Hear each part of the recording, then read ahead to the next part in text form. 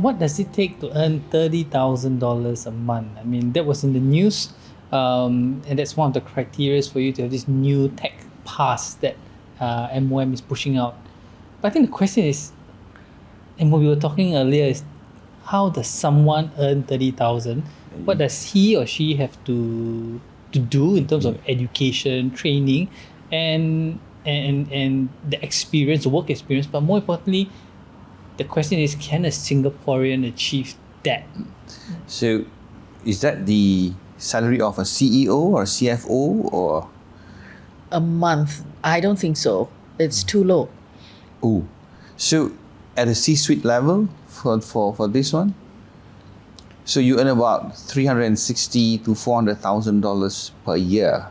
Now, have you heard any Singaporeans earning that much? Average Singaporeans, heartlanders. I think the heartlanders, it's hard. I think it boils down to the type of job, the industry that they're doing. I mean, we need to separate the businessman from the day-to-day workers. I think the business would have the capability and opportunity to earn that much and to pay themselves. I think the bigger question is two aspects. You have this pass, and I've been reading that a lot of countries are trying to attract more talent. And this is, I think, just one way to get more talent to come into Singapore. I mean, it's such a competitive global world. I think the key question now is are they just coming here to tap on us, or are we going to see some knowledge transfer? And can the next person be a Singaporean to earn 30,000? What's the mechanism for that? I think there is no sort of like loyalty, because if you have that kind of pass, you just come here, make your fortune, and go home. And at home, you probably can build the biggest house and live comfortably after working here for, say, 8 years. To raise a little bit of concern. We heard about fake degrees, we heard about fake diplomas, fake doctors come here, get the work done, investigated, then poof, gone, But can they fake their resumes? Anyone can do that. So for me, how can a normal Singaporean who has drive, who has expertise, reach that level and be considered as part of that community? What kind of ladder I must climb? What kind of acute expertise I must have in order to be considered by the government? Yeah, you fall within the standard. Or do I have to exit from the Singapore system, go somewhere outside Singapore parameters, Europe, Asia, join a multi-billion-dollar company, rise to the top, and return here? So am I still considered part of that community? So this is something that I would like to understand, because if you open it for other people to come in, right, you must also open that path for us to be at that same level, right? Because for those who earn about $360,000 per year, normal Singaporeans will never reach that. So we end up working for someone who's not loyal to Singapore. The culture is different. What if they become the supervisor, become someone who just point fingers and this is what you do, A, B, C, D, done. So we become workers and not thinkers, and they exit after the contract ended. What do we learn? Or like what Kevin said, you come in and you have a transfer of technology or knowledge. We learn and we rise to the top, or we move to that level up. I don't see that being discussed. I think if I take a step back, in this day and age, you can't really fake a lot of your achievements. Yes, you can fake your degrees, but the degrees will only get you at the entry level. Anything higher than that, it's your LinkedIn, your track record. I mean, it's all searchable. It depends on how much the person wants to go and search. And also, if you have great expertise in certain fields, whether in medicine or in sports, right, you will be in that community. Yeah. So I think the question is how hungry the individual can be. Singaporeans, it's a global marketplace, and you have few key players who are maneuvering. I have a friend who's in oil and gas, but he was very deliberate. You know, the way he maneuvered himself up the ladder into a position that gives him that work-life balance, it gives him that flexibility, and it's not where he is now. It's how he got himself there. He didn't ride on anyone's coattail. He strategically learned key aspects of the industry. You know, blending, mixing, selling, negotiating, and he is where he is now. So I think that's where Singaporeans have to or anyone, okay, a global citizen has to see where is the industry, where is the world moving towards. You know, after this pandemic, I think before that was biotech. Everybody was making money because if you happen to be in there, mRNA, biotech, you make your money. So I think the key question is being able to spot and identify where the emerging trends is, and then trying to make sure that you have that right skill set. But I think the key question that you asked is there an education towards this? You know, yeah. So it's about what's the pathway, and it's about being able to identify the emerging opportunities. I think that's something that's very much lacking in any individual. You know, we have brought through that whole true train of study, become a doctor, become a medical a lawyer, become a banker. I think there's a certain skill set where you need to go beyond the books. You know, it's True. about experiences and being streetwise, navigating the world. The world is changing so fast. I mean, we all know Bitcoin was doing well, and then suddenly now crypto is crashing. You know, people lost a lot of money.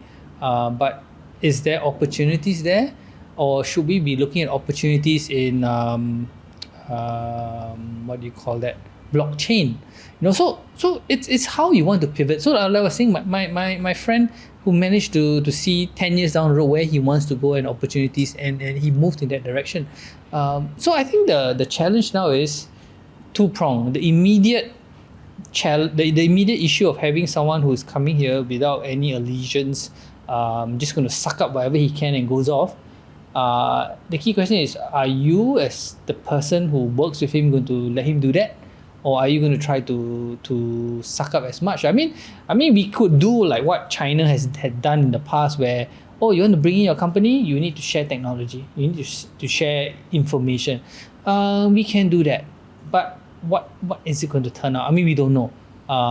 Do we want to legislate that as part of the MOM? I'm not seeing the details of the criteria. I mean, Nobody it's has. not clear. If let's say, if you're a world top surgeon, there must be a checklist. Can we have that checklist so we go against our own surgeons, see whether they meet those criteria, and see whether they can be considered as a world talent, right? Because if this is the melting pot for global citizenry, then we should have that marker that would benefit us also, right? It's like, I want to know, what does it take to be the greatest engineer that will be considered by the government? I would like to move to that level. But somehow I think the fact that wanting a work-life balance has made Singaporeans no longer hungry. Let me resent that. But all other top world experts, they have families, they have kids. But most of the time, they work really hard. They hardly see their children. And, it's like the want for a work-life balance has sort of made Singaporeans less hungry. That's what my thoughts are. The fact that a lot of the young people want to be Grab drivers, even with their degree, which I've come across a lot of them, because they want to be at home and watch the children grow, have made them less hungry. They used to be, I need to make my money before I am 40. Now it's like, I need to watch my children grow. I see it differently. If you give me a checklist, this is what you need to take in order for you to be considered as world citizen or world expert by the Singapore government. I would want to say, I can do this. If I can't do this, where can I go and learn on how to better myself? right? You should start early in your 20s, then you move in your 30s, then in your 40s you'll be as great as what the government would want you to be. They should be able to groom us in a so-called, in this unseen institution, like this is what you need to do in order for you to be that, so you grow up. I think a possible issue could be, I mean, for using this term, the fabric of the nation. You know, I think we don't have a Singapore identity. We kind of lost it. You know, we have so much cosmopolitan influences, whichever movement, work-life balance, you know, the 5 Cs and all. I think we have lost who we are or what a Singaporean fabric should be. And I think if we have such a fabric, such a belief and desire, you know, let's say for Thailand, the land of smiles, that determines who we are. You know, we don't have that. We have, I think, unless STB has updated, the uniquely Singapore. You I know? thought it was passion. Passion, Singapore. SG passion. Yes. SG passion. But that does not give us something to grow Identity. into an identity. I think we need that, and that might help shape us. It doesn't mean that we don't go down the Grab driving way, we don't chase the dollars and cents. But I think countries like Thailand, countries like Finland, the Scandinavian countries, they have an identity, and yet the identity has also inspired growth in arts industry and all. But it's that coming together. I think Singapore has been very much distracted. We have been distracted with so many changes, leadership, the pandemic, and that has eroded our identity. You know, eroded significantly. That now there's no blueprint of what a Singaporean should have. Like, let's say in the Philippines, if you're a Filipino, you have an affinity for service in the service industry at all levels. You know, so that really inspires the young to aspire. But as a Singaporean, I struggle now on what's my aspirations. You know, I mean, I can have my personal, you know, the guy who the Grab driver can have his personal aspiration, but there's no national aspirations. Do you see it? No. I see that we are struggling with that. I see that we are struggling stitching that together. My question would be, do we really need so many global citizens here with that salary bar to come in? What's the major purpose for it? If there's no transfer of technology or knowledge, what benefit would it come down? If I can learn from you, then it's good for me. But if I am going to become the master and slave when it comes to work condition, Unless the work permit comes with a clause that says you have to transfer knowledge, otherwise you don't get the permit. it has not been spelled out, so you are not sure whether it is going to be there or not. Maybe And they themselves It don't was know. made easier.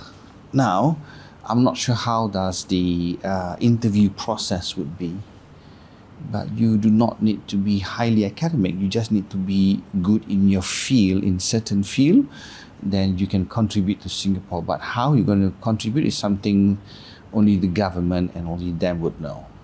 I think the issue that we face now, I hope people don't get me wrong, has been cast in stone many years ago. If you look at the current industries, it's your creative, it's your tech, it's your coding. There's still a creative element to it. We were not investing in that.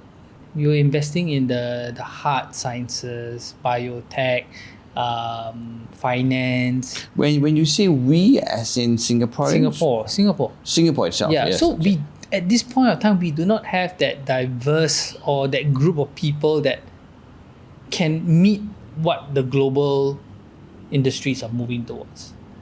You know, you need to be creative. You need, from a design perspective, to come up with unique. You need to blend design aspects with traditional sciences.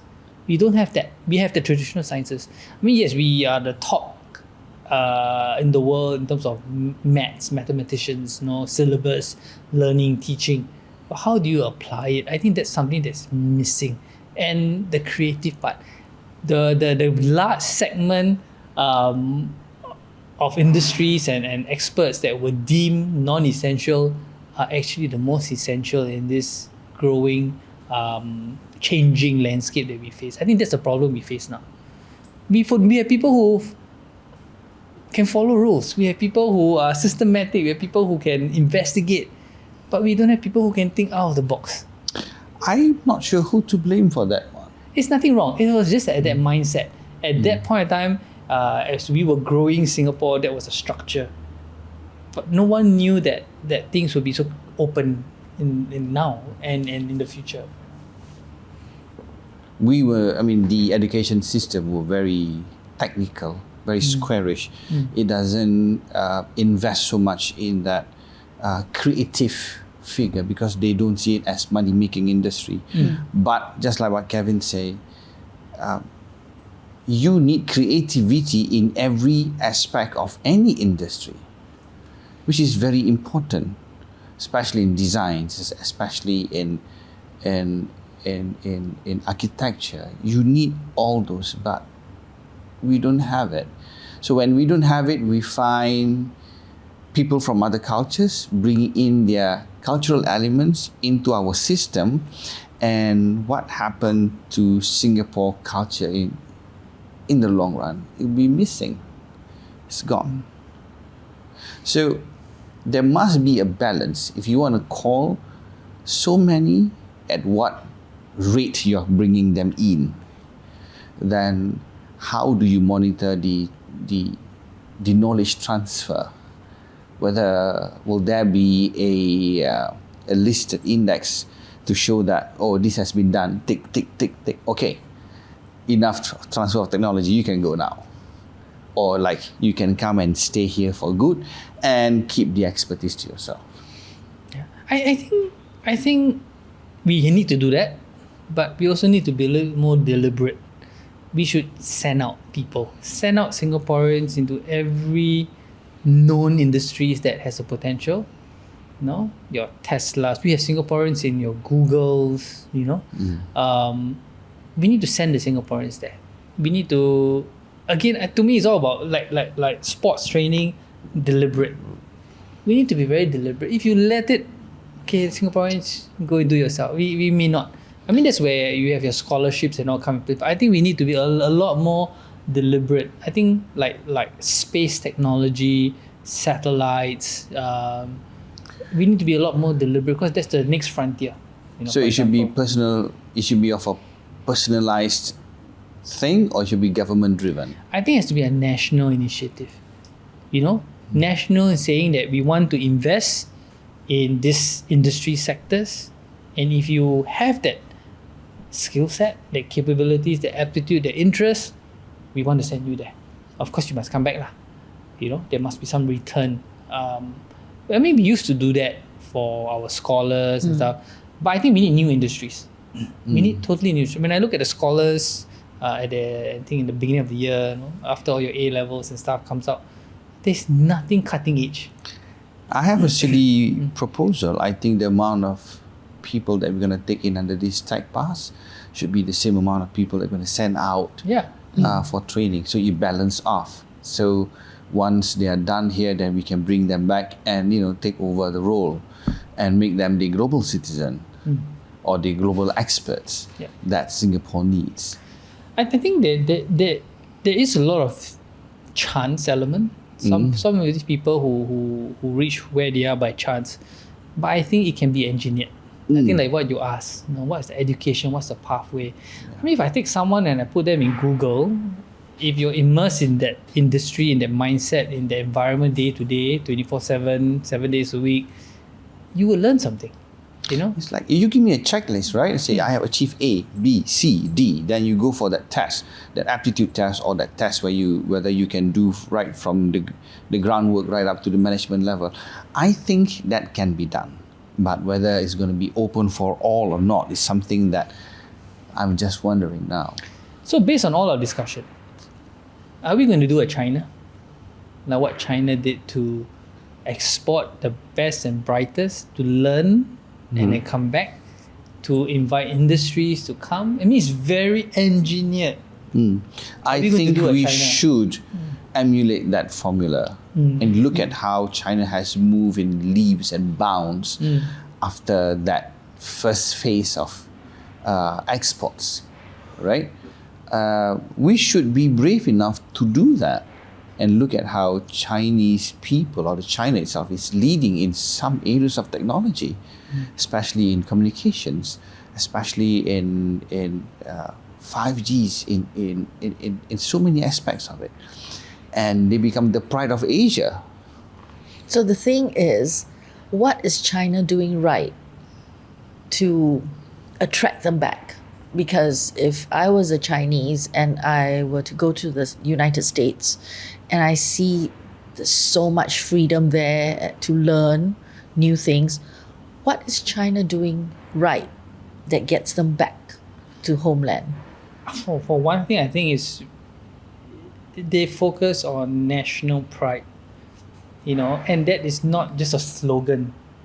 It's embedded in the culture, in the surroundings, in the environment. I mean, we used to joke, if Singapore goes to war, how many of us will stay? And stay and fight. And the question is, what are we going to stay for? What are we fighting for? You need to have pride, like those people in China. I'm Chinese from China. There's so much pride when they say it. Do we have what it takes to say that I'm a proud Singaporean? I'm not sure. And I don't think it's ever been educated. I've not heard about national pride, resilience from a national level in school. I mean, I'm not too sure whether it's taught now. No, it's in preschool. It's in preschool. It's in preschool? It's in the songs. It's in the poem. It's in your daily life. Come on, Kevin. I mean, yeah, but what makes us Singaporeans? I don't see the fabric, I mean, what have we done? I mean, this pandemic, we came together. I think we did more fighting. But we can't afford another disease to spread over, then we become closer again, right? It has to start like how the Chinese did it. From the elementary school, primary school, the national songs, the colors, the pride, proud to have the kind of look that will make you unique against the world. You need to have that sense. Well, I hope the government could hear us. I hope the government would be able to also help us to let us see what's in the checklist so that we are able to equip ourselves to be at par. And I think if you do not know how to get there, then we need to be guided, right? Or do we need to export ourselves out, then come back in? How does that work? What kind of achievements we need to have in order for us to be seen or considered as good or great? That's what I think. So I guess you have to have the checklist on for the younger generation to know what to study. Like you said, space technology, astrophysics, things like that. Unless we do know what they're looking for, we can't match apples with apples.